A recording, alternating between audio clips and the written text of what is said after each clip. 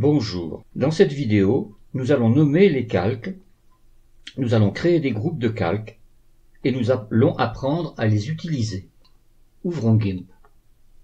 Sur ce document, nous avons un certain nombre de calques. Nous allons, dans un premier temps, renommer les calques. En bas, nous avons l'arrière-plan, nous laissons le nom à arrière-plan.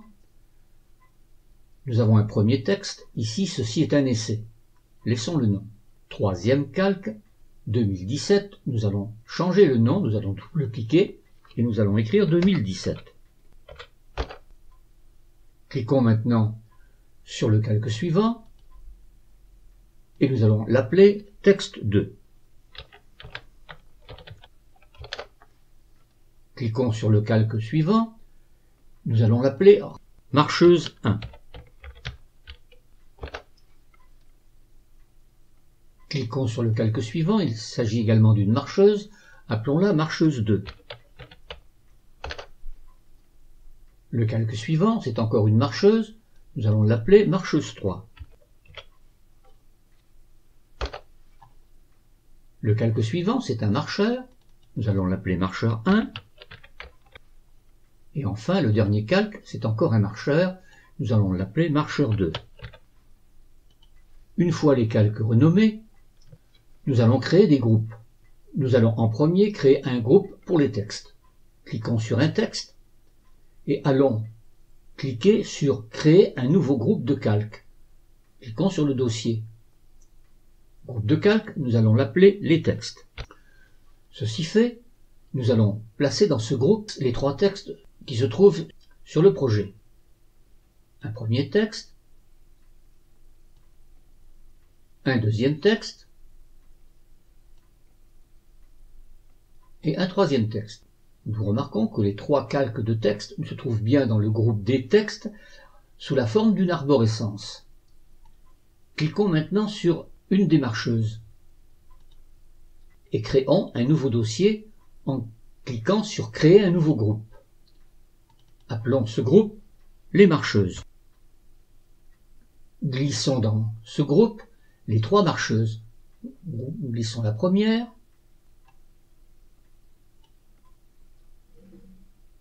glissons une seconde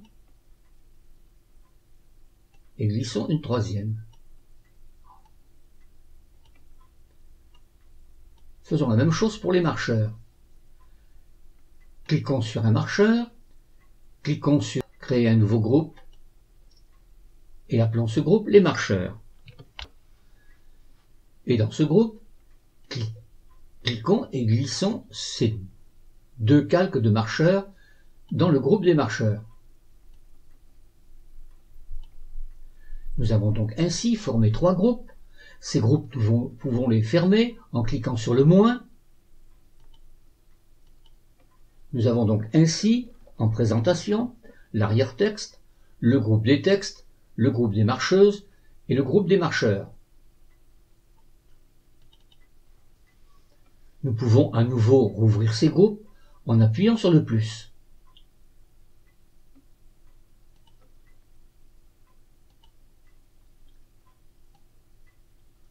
Autre possibilité, et c'est en cela que c'est intéressant de mettre des calques dans un groupe, lorsque l'on agit sur un groupe, on agit sur l'ensemble des calques se situant dans le groupe.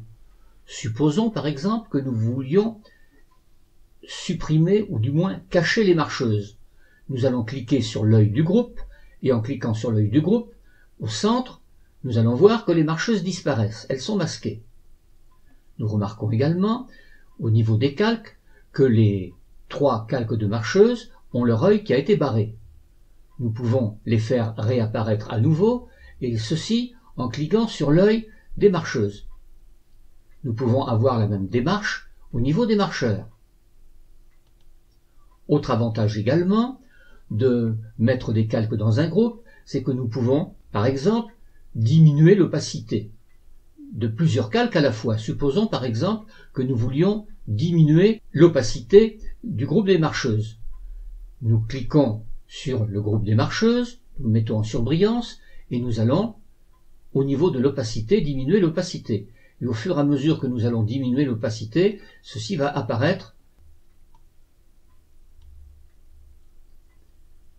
sur le document central. Nous pouvons à nouveau les faire réapparaître. En résumé, l'intérêt de faire des groupes et de mettre plusieurs calques dans le même groupe, c'est que nous avons la possibilité de travailler à la fois sur plusieurs calques en même temps, de façon à les modifier. Si cette vidéo vous a plu, et si vous souhaitez regarder les prochaines vidéos, n'oubliez pas de vous abonner à ma chaîne. Entraînez-vous en réalisant les exercices présentés dans les vidéos. Vous pourrez ainsi progresser rapidement dans la maîtrise du logiciel GIMP.